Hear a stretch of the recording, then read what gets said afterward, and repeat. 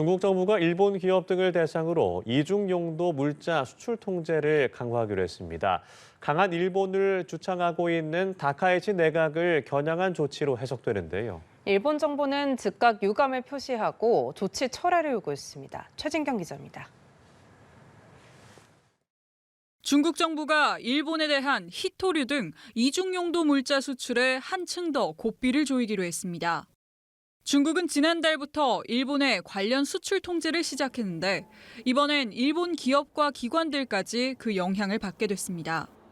중국 상무부는 미쓰비시 조선 등 일본 기업과 기관 20곳을 수출 통제 관리 대상에 추가했다고 밝혔습니다. 명단에는 미쓰비시 계열사뿐만 아니라 방위대학처럼 군사 인력을 기르는 기관도 포함됐습니다. 또한 스바루 주식회사 등 20곳을 물자의 최종 사용자와 용도를 확인할 수 없다는 이유로 관찰 제재 목록에 넣었습니다.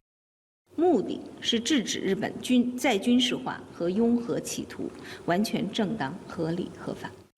이에 대해 일본 정부는 절대 용납할 수 없고 매우 유감스럽다며 항의와 함께 조치 철회를 요구했습니다. 또한 조치 내용과 영향을 조사해 대응해 갈 것이라고 밝혔습니다.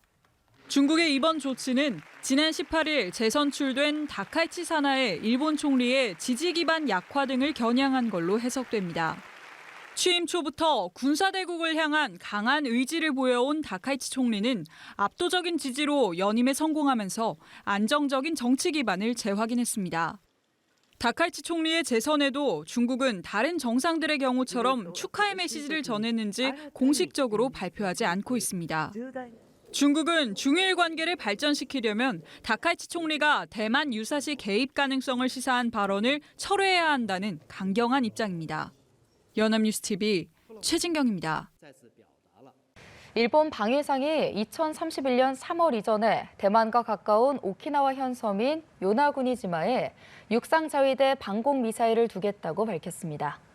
고이즈미 신지로 일본 방위상은 어제 기자회견에서 대만 유사시 등을 고려해 이 같은 미사일 배치 계획을 전했습니다. 요나구니지마에는 항공기와 미사일 유격을 염두에 두고 03식 중거리 지대공 유도탄을 운용할 부대가 설치됩니다. 요나구니지마는 대만에서 약 110km 떨어진 섬으로 이곳에 있는 자위대는 현재 연안 감시 등의 임무를 수행하고 있습니다. 일본이 실제로 요나구니지마에 방공 미사일을 배치하게 된다면 중국이 강한 반발에 나설 걸로 예상됩니다. 일본의 첫 여성 총리이자 집권자민당 총재인 다카이치 사나의 총리가 총리로 사실상 재선출됐습니다. 지난 중의원 선거 압승을 바탕으로 평화헌법 개정, 또 과감한 재정정책 등 다카이치표 정책을 본격화할 거란 관측이 나옵니다. 송채은 기자입니다. 다카이치 사나의 총리가 특별국회 중의원 본회의 총리 지명 선거에서 압승하며 총리로 재선출됐습니다. 상원인 참의원에서도 투표가 실시되지만 결과가 다를 경우 중의원의 투표를 우선시하기 때문에 다카이치 총리 재선출은 사실상 확정됐습니다. 다카이치 총리는 강요 교체 없이 제2차 내각도 출범시켰습니다. 강한 일본을 주창하고 있는 다카이치 총리는 이제 평화헌법 개정 등 이른바 우클릭 정책을 더 본격화할 것이란 관측입니다. 국가안전보장전략 등 3대 안보문서를 개정하면서 비핵 3원칙 재검토도 진행할 것이란 관측이 먼저 나옵니다. 다카이치 총리가 의도하는 최종 목적지는 개헌이 될 것으로 보입니다. 国の理想の姿を物語るのは憲法です。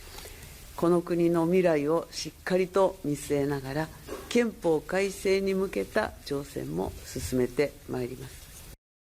다만 실제 개헌 발의는 현재 여소야대인 참의원의 선거가 치러지는 2028년 이후가 될 것이란 관측입니다. 책임 있는 적극 재정을 기조로 한 산하의 노믹스를 앞세워 과감한 투자와 돈 풀기에도 속도를 낼 것으로 보입니다.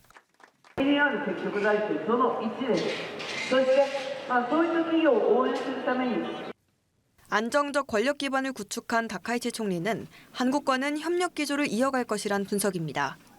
다카이치 총리는 총선 직후 기자회견에서 미일 동맹을 중심으로 한미일 협력을 추진하겠다고 밝혔습니다.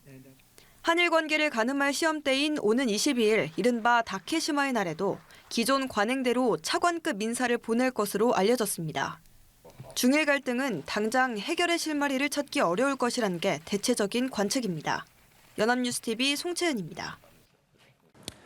연임에 성공한 다카이치 사나이 일본 총리가 거듭 개헌을 향한 의욕을 보였습니다. 국민 사이에서도 논의가 이루어지길 기대하는 마음을 내비치기도 했는데요. 최근 첫 투자처를 확정한 미국과의 관계를 강화하겠다는 의지도 다졌습니다. 최진경 기자입니다. 다카이치 사나이 일본 총리가 연임을 확정하자마자 헌법 개정을 향한 의욕을 또 한 번 내비쳤습니다. 집권 자민당의 공약인 만큼 힘있게 추진해야 한다면서 국민 사이에서도 논의가 활발해지길 바란다고 강조했습니다. 党派を超える建設的な議論が加速するということとともに、国民の皆様の間でこの積極的な議論が深まっていくということを期待しています。